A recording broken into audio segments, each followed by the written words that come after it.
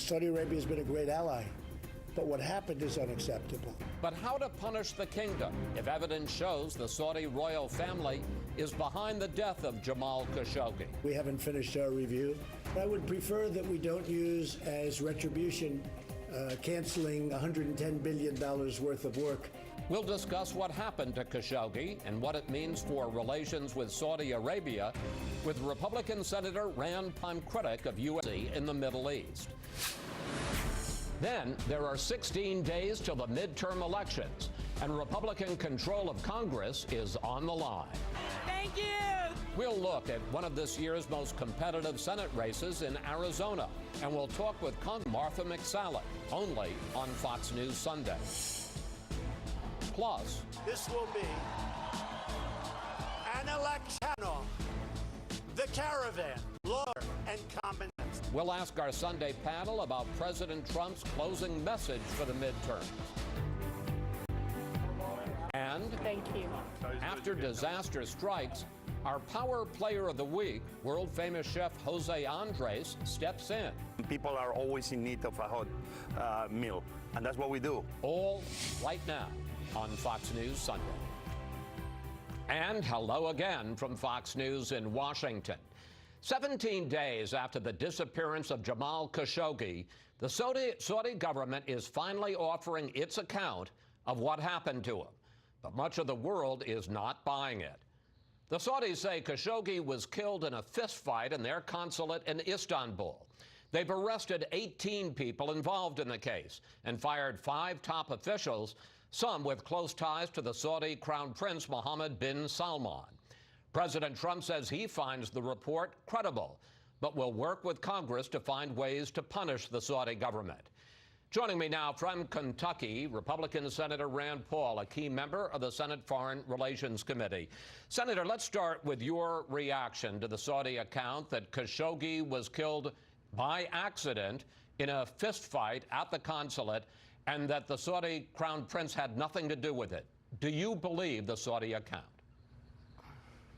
Absolutely not. I think it's insulting to anyone who's analyzing this with any kind of intelligent background to think that, oh, a fist fight led to a dismemberment with a bone saw. So no. But I think we should put this brazen attack, this brazen murder, in context with Saudi Arabia. Saudi Arabia has basically over the decades been the largest state sponsor of radical Islam and violent jihad. They sponsor thousands of madrasas that teach hatred of Christians and Jews and Hindus around the world. So this isn't the first incident. This is just another in the line of long incidents of Saudi insults to the civilized world. I'm going to get to the larger relationship in a moment, but I want to stay with this case at this point. What do you think was the involvement of the Saudi Crown Prince Mohammed bin Salman? The king has absolved him and in fact has put MBS, as he's known, in charge of the overhaul of Saudi intelligence.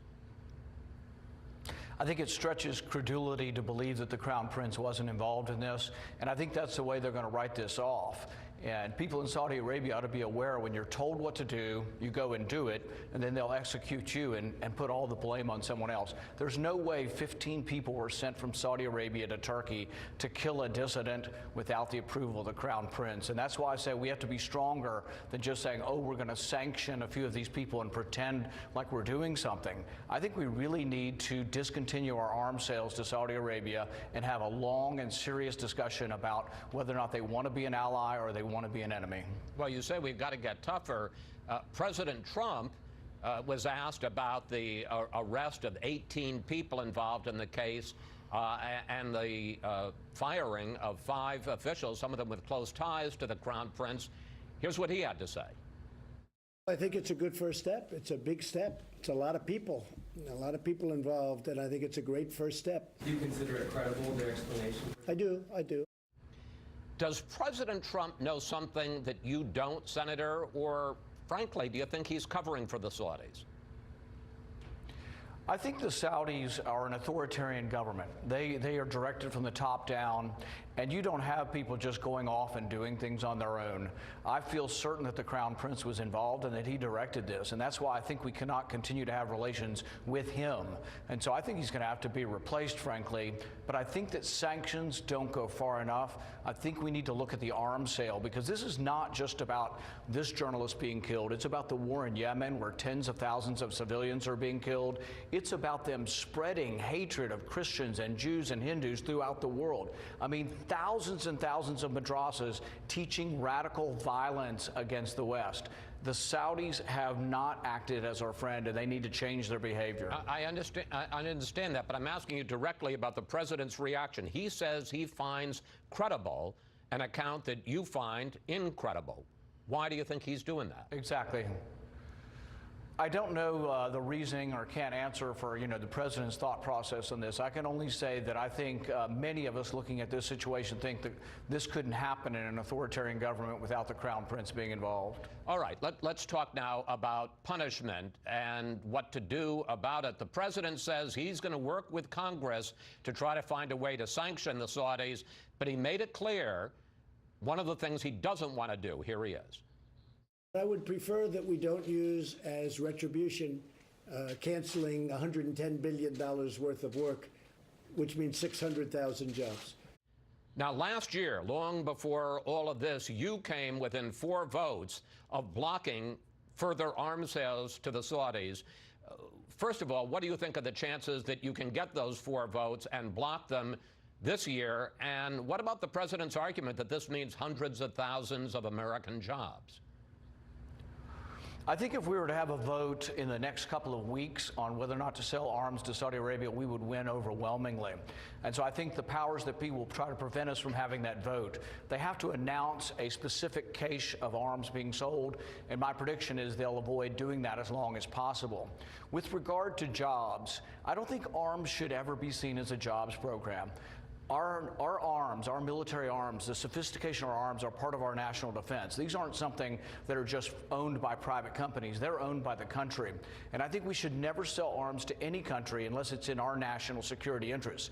I think the war in Yemen actually increases our national risks. It makes us less secure in the Middle East. It makes us more likely to be involved in another war in Yemen. So I think we should not be supplying the Saudis with bombs. They've been indiscriminately killing civilians. Just in the last month, 50 school children were killed in a bombing of a school bus. They killed 150 people at a funeral procession.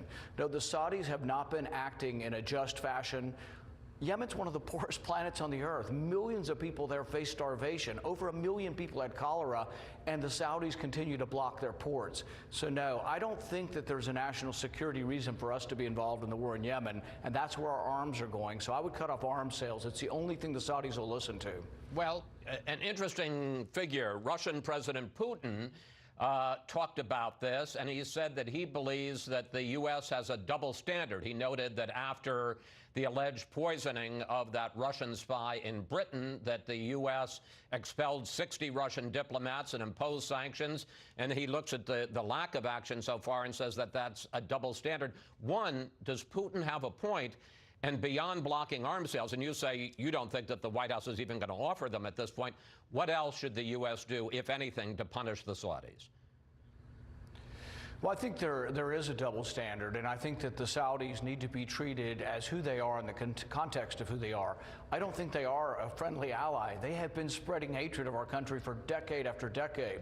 With regard to whether we sanction them or whether we have arms sales, I think the arms sales actually will go on. I think they will avoid announcing the arms sales to try to prevent us from blocking them. So I'm not saying that the Trump administration will stop arms sales. I think they will continue the arms sales, and I think this is a danger that Congress, many in Congress, will act tough on this, and they will pretend to do something, which is sanctions. But I'm not even calling for sanctions really against Saudi Arabia in general. I don't think we should quit trading with Saudi Arabia. I think we should specifically quit aiding and abetting them in an aggressive war in Yemen. You have been, as we pointed out, you have been a real skeptic of our relationship with Saudi Arabia for many years, and you've certainly given evidence of that today. But here's the counter-argument from President Trump. He says that we depend on Saudi Arabia for cheap oil or cheaper oil. He says we depend on Saudi Arabia as a potential counterweight to Iran and its ambitions in the Middle East, and that we can We hope that Saudi Arabia will help us broker a peace deal between the Palestinians and the Israelis. You think he's wrong on all those fronts? I think there's a 1,000-year-old war in the Middle East between Sunni and Shia, and Saudi Arabia is pitted up against Iran. The biggest thing that destabilized the Middle East, and I think the president agrees with me on this, was the Iraq War. There was much more of a balance in the Middle East at that time. But if you look at military spending right now, the Saudis and the Gulf sheikdoms that are their allies spend 8 times more than Iran. And so there is an arms race, but when we supply arms to Saudi Arabia, Iran responds. So when we complain about the Iranians having ballistic missiles that they're developing, they're doing that in response to the arming of the Saudis. It's a bilateral arms race that goes on. And so I wouldn't continue it. I don't think we need the Saudis. The Saudis need us much more than we need them. We have incredible leverage. Their Air Force is entirely American planes. They can't last a couple of months without parts and mechanics to help them run their Air Force. We train their pilots. They are completely dependent on us. We need to tell them to behave. And if they're not going to behave, and that includes cutting off the funding to all these schools that teach hatred of Christians, Jews, and Hindus. I want to get, and we're running out of time, to one final subject. It appears that President Trump is about to pull out, to tell the Russians that we're going to pull out of the INF medium-range missile treaty, a treaty that Ronald Reagan signed with Mikhail Gorbachev back in 1987. Here is the president yesterday afternoon. We're the ones that have stayed in the agreement, and we've honored the agreement, but Russia has not, unfortunately, honored the agreement. So we're going to terminate the agreement. We're going to pull out. I got about a minute left. The president says he will stay in the treaty only if Russia and China, which was not a signatory to the INF treaty, will abide by its terms. Your reaction to this, sir? I think it's a big, big mistake to flippantly get out of this historic agreement that Reagan and Gorbachev signed. This was a big part of Reagan's legacy, and we should not get rid of it. It was an important step. We went from 64,000 nuclear-tipped missiles down to 15,000. It has been an historic agreement. I think what we should do instead of getting out of it is, I've asked the president, and I've advised him privately and in public, that he should appoint nuclear negotiators, nuclear arms control negotiators, to actually work with the Soviets. We have complaints that they're not in compliance. They also have complaints that some of our missile launchers in Europe are not in compliance. Let's have a rational discussion with experts on this and see if we can resolve it. You sent out a tweet that said that you think this is one reason why John Bolton should stay out of this. Why him personally? I think John Bolton is the one advising the president to get out of the INF treaty, and I don't think he recognizes the important achievement of Reagan and Gorbachev on this. Look, I spent an hour with Gorbachev a couple of months ago, and they still regard this reduction of nuclear arms and the disaster that would be nuclear war, I think in a very sincere manner, at least from Gorbachev, that reducing the arms was very important, and I don't want to see another nuclear arms race with Russia or with any other country. I'm all for trying to sign an agreement with China, but that would have to be a brand new agreement. There's no reason to end the agreement we have with Russia. Senator Paul, thank you. Thanks for your time. Always good to talk with you, sir. Thank you. Up next, we'll bring in our Sunday group to discuss the Saudi account of what happened to Jamal Khashoggi and what it means for relations between our two countries. Brought to you by Charles Schwab. Own your tomorrow. Ron, something's going on at Schwab. Oh, really? Thank you. Clients? Well, J.D. Power did just rank them highest in investor satisfaction with full-service brokerage firms. Again. And online equity trades only $4.95. I mean, you can't have low cost and be full service. It's impossible. It's like having your cake and eating it too. Ask your broker if they offer award-winning full service and low costs. How am I going to explain this? If you don't like their answer, ask again at Schwab. Schwab, a modern approach to wealth management. We all share this world, share the same hopes and dreams. You dream of a future that respects the environment. We find ways of making cities use less energy. It's why we're optimistic about the future. BASF, we create chemistry. The books and records, we put them all under a microscope, worldwide. We don't have those kind of resources. I know. That's why we're going to bring in BDO. People who know BDO. The screaming, the violence, the smears, and death threats. The far left moving to socialism, undefended open borders, immediate tax increases, 100% government-run health care. The booming economy stopped. Nancy Pelosi back in power. Gridlock. And then impeachment. Is that really what you want? Voting for any Democrat gets you all of that. Future 45 is responsible for the content of this advertising. Comcast Business built the nation's largest gig speed network, then went beyond chasing down network problems to knowing when and where there's an issue. Beyond network complexity to a zero-touch, one-box world, optimizing performance and budget. Beyond having questions to getting answers. ActiveCore, how's my network? All sites are green. All of which helps you do more than your customers thought possible. Comcast Business, beyond fast. Are you okay? Why are you telling mother her child is dying?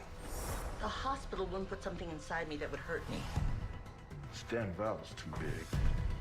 You don't get to make surprise decisions that affect our patients. Cancel the surgery.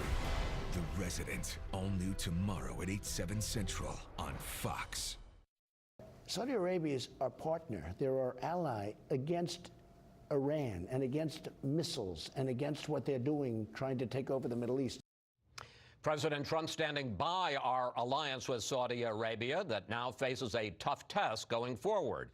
And it's time now for our Sunday group. Former Speaker of the House Newt Gingrich, Charles Lane from the Washington Post, former Democratic Congresswoman Jane Harman, director of the Woodrow Wilson Center, and Mark Short, former Director of Legislative Affairs for President Trump. Speaker Gingrich, what do you make of the Saudi account of what happened to Jamal Khashoggi and who was responsible, and how severely do you think we should punish the Saudis? Well, first of all, their explanation is insultingly stupid. I mean, the idea that this guy walked in the room with 15 security people, got in a fight, and was accidentally killed, and then they happened to have apparently an ability to dismember him and get rid of him that happened to be there. This is just stupid. So why is the president saying it's credible? The president is trying to walk a tightrope between, and I think it's a big problem, not a small one. On the one hand, you don't want to break the alliance with the Saudis. On the other hand, you cannot teach a 33-year-old crown prince that he can get away with things that are this outrageous and this stupid, or he will be out of control for the next 40 years. So what would you do? I think my guess is they're going to get to selective sanctions, and they're going to be very clear about it. I also think that, I'm guessing, but my guess is that Pompeo is saying pretty aggressively, you guys have got to come up with the truth. This hurts the Saudis to lie this stupidly. Secretary of State Pompeo met with the Saudi Crown Prince this week and took some criticism for appearing overly friendly in such a serious situation. Here's what Pompeo said when he returned to Washington. I think it's important for us all to remember, too, we have since 1932, a long strategic relationship with the Kingdom of Saudi Arabia. Congresswoman Harman, I want to address exactly the dilemma, the conundrum that Speaker Gingrich was talking about. On the one hand, what apparently happened to Khashoggi is unacceptable. On the other hand, we do have strategic interests with Saudi Arabia. How do we balance all that? Well, our foreign policy is based on values and interests. Values that we have are rule of law and freedom of the press. Interests that we have are having Saudi Arabia as an ally against Iran's malign behavior, among other things, and maybe helping Jared Kushner with his two-state solution, which doesn't seem to be going very far between Israel and Palestine. But at any rate, murder, I totally agree with Newt. Murder and this reckless war in Yemen are not either our values or our interests.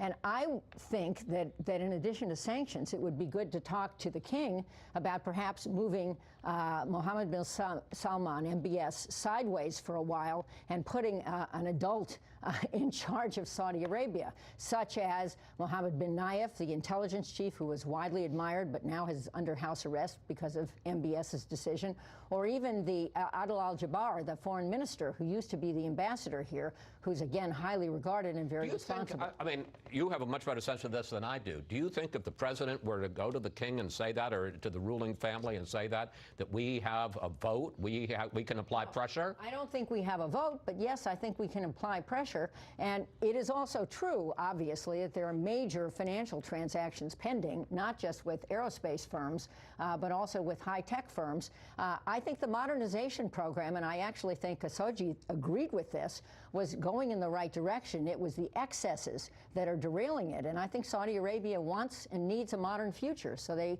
better do a course correction here. Mark, let's talk about the realities in Congress. That used to be your job until very recently as the Legislative Affairs Director for President Trump. As we were discussing with Rand Paul, he came within 4 votes last year of blocking an arms sale to the Saudis. What do you think are the prospects for any future arms sales in the foreseeable future? And how tough do you think Congress, because a lot of Republicans are talking tough on this too, how tough do you think they're prepared to get with the Saudis? I think the prospects for any future sales are quite dim, but I actually think the prospects are greater than perhaps Senator Paul was indicating, that Congress would actually take proactive steps to unwind the most recent arms deal. I think very little of that transaction has gone through. I think you could see movement by Congress to move forward, particularly if there's a vacuum from the administration in responding quickly and responding authoritatively. So I think that actually the risk there is actually much more significant than Senator Paul was saying as to what Congress could do in the near term. And what about other sanctions? I think that they go together, Chris, because if the administration steps forward and takes sanctions, that'll lower the pressure on Congress to act. But if the administration doesn't do that, then I think you'll see a vacuum in which Congress steps forward and looks to move more quickly, perhaps even as soon as the lame duck session. Chuck, this is personal for you because Jamal Khashoggi was a colleague of yours at the Washington Post. Your reaction to the Saudi account and to President Trump's seeming acceptance of that Saudi account so far? Well, let's take the Saudis account first. It reminds me of that famous phrase from Watergate, the modified, limited hangout. This is what you do when you've been caught, your cover has been blown, and there's really no denying it anymore. So you let a little bit of the truth out, or you try to reshape a more plausible cover story. Remember, they had been saying that Jamal Khashoggi left that consulate alive. That had been their previous view of the matter. So the story is, as the speaker and everyone else here has said, is not a credible story. It's their desperate attempt to preserve the Crown Prince and his position. And by the way, they're even willing to sacrifice apparently some fairly senior officials, at least to the extent of scapegoating them and firing them. But the trouble with President Trump's reaction to this so far, from my point of view, has been that it's taken him a long time to declare that this was evil and stupid. His first reaction was something like, well, you know, it's not an American citizen and it's not on our soil. And that was troublingly consistent with some things he said in the campaign about how, you know, we Americans, we kill a lot of people and so on. He's got a lot, he's dug himself a deep hole, I'm afraid, on that point, and I don't think he's all the way out of it yet. Mark? I agree with what the Congressman was saying before, that there's a lot here that you're trying to balance, and I think the President's trying to give them a little bit of space. Today, the President came out in the Washington Post and said he does not believe the account as to what they've said was the result of a fistfight. He's acknowledged the incredulity of that. But I do think as well that there's a lot that they're trying to balance here. The Iran funding Hamas and Hezbollah is killing Westerners continually throughout the Middle East. And Saudi Arabia is our ally. That is a challenge that we need to navigate. The administration needs to step forward. They need to be more aggressive, or else Congress will act. I do believe that. I want to bring the Congresswoman in here on that, because I thought what Senator Paul said was very interesting, which is that we overestimate the importance of Saudi Arabia and underestimate our leverage over them. That if we buy oil from them, they sell oil to us. And as he pointed out, their Air Force is completely based on American planes. If we held up equipment and spare parts, they'd be grounded in a month. Well, the feckless war in Yemen, which is the largest humanitarian catastrophe on the planet right now, shows their incapacity as a fighting force, despite our weapons, which they have paid us for. And so I do think we have leverage. I wanted to say, though, that Khashoggi, however his name is pronounced, was about to be a journalist scholar at the Wilson Center. He's highly regarded in town, and the irony of all of this is that he was writing about the modernization program in a positive way. He was critical of MBS's extreme behavior, but positive about the program. And they need people like him to applaud the direction they're going in, and they need the United States. Final thought? Look, the Russians tried to kill 2 people in Great Britain. We joined with Britain. We put in selective sanctions that were pretty severe. I think establishing the principle that people can't go around the world killing people is a good thing. The president's going to have to find a way to have a big enough hammer that is selective and real, that people can relax and say, we're getting the right signal through to them, or the Congress will react with an even bigger hammer in a way that could really damage the relationship. All right, panel, thank you all. We'll see you a little bit later in the program. Up next, we're going to take a look at one of the closest Senate races in the country, the battle for the open seat in Arizona. We'll talk with Republican candidate and Congresswoman Martha McSally about key issues in our contest, including that migrant caravan headed for the U.S. To the first teacher who took me seriously. To the professor who pulled me aside and said, "You got this." To the pilots who let me in the cockpit but didn't let me touch anything. To Grace Hopper. To Mae Jemison. To Miss Frizzle. What? To Mrs. Schwenke. To my aunt. I mean, Mama. To whoever comes after me. Let me help show you the way. When more girls go into STEM, the whole world benefits. Thank the role model who inspired you. Thank you. Gracias, Mama. Create your own thank you at thankyourrolemodel.com.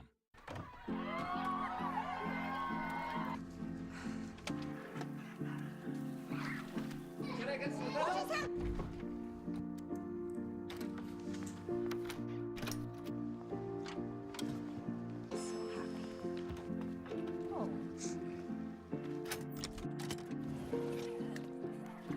Whatever they went through together. Welcome, guys. Life well planned. See what a Raymond James financial advisor can do for you. Coming up, a heated Arizona race may determine which party controls the Senate. While we were in harm's way, she was protesting our troops in a pink tutu. She's engaging in ridiculous attacks and smearing my campaign. We'll sit down with Republican candidate and Congresswoman Martha McSally next. Rachel Piscatelli and the Storm Tracker Factor. Expect more on Fox 61 News. Tractor-trailer operators are some of the most skilled drivers in the country. They travel long distances for long hours, doing a tough job. Unfortunately, even skilled drivers make bad decisions that seriously injure innocent people. Whether pressured to meet delivery times, overtired, or overworked, a bad decision in an 18-wheel vehicle can have tragic results for innocent motorists. If you've been injured in a collision with a tractor-trailer, call Trantolo and Trantolo, and let our family help your family. Hey, it's Nathan Gaucher, owner of the all-new Saybrook Buick GMC. If you want to save more, take a ride to the shore. With access to over 20,000 vehicles and over 30 lenders to get you approved right now. Good things happen anywhere. Great things happen at the all-new Saybrook Buick GMC. Career politicians like Dan Malloy and William Tong have failed us. Now Tong wants to be Attorney General? Tong has never prosecuted a criminal. In fact, Tong has legislated to release violent criminals from jail who commit heinous crimes. William Tong is a career politician chasing raw political power, not a crime-fighting prosecutor who will keep our families safe. The choice is clear. We need prosecutor Sue Hatfield. I'm Sue Hatfield, and I approve this message because I have the experience that matters to be Attorney General.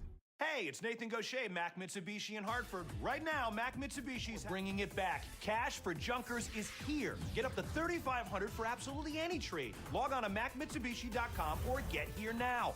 Mack Mitsubishi, New Park Ave, Hartford. This is Bob the Rebuilder, and this is his mentor. He's a builder too. Build that wall. Build that wall. This is Bob's plan. It's been called Trumpian. It cuts education spending, bigger class sizes, closes ERs, and raises healthcare costs, and eliminates the minimum wage completely, all to pay for tax breaks for corporations and the wealthy. When Bob rebuilds, Connecticut loses.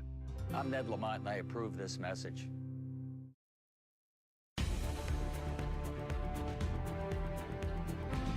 On election night, just 16 days from now, the battle for control of the Senate may come down to the tight race for an open seat in Arizona.